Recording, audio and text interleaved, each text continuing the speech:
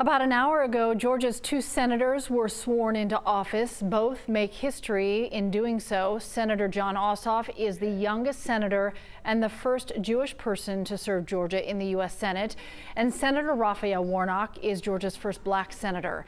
Senator Chuck Schumer spoke about today's historic appointments in his first speech as Majority Leader. I mentioned the historic nature of Vice President Harris's ascendance, but let's not forget that her successor, Alex Padilla, is the first Latino senator to represent California. That Raphael Warnock, born while Georgia was represented in this chamber by two staunch segregationists, is now the first African-American senator Georgia has ever elected.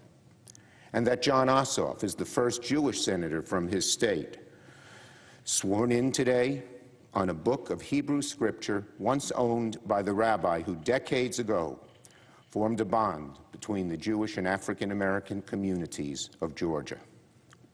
As President Biden said in his inaugural address, "Don't tell me things can't change." With the swearing in of these three senators, the Senate will turn to Democratic control, for which I deeply thank my colleagues.